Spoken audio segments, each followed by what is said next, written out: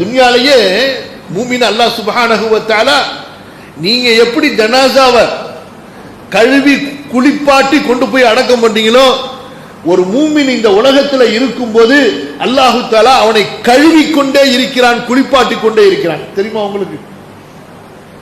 அவனுக்கு வரக்கூடிய காய்ச்சல், அவனுக்கு வரக்கூடிய சளி, அவனுக்கு வரக்கூடிய தும்மல், அவனுக்கு வரக்கூடிய இருமல், அவன் காலில் படுற அடி, அவனுக்கு இடுப்புல படுற அடி, வரக்கூடிய நோய் நொடி என்ன ஒன்றாக இருந்தாலும் சரி, ஒவ்வொரு கஷ்டத்திற்கும் சிரமத்திற்கும் வேதனைக்கும் நெருக்கடிக்கும் பாவங்கள் மன்னிக்கப்பட்டு கொண்டே இருக்கின்றன. அல்லாஹ் அக்பர்.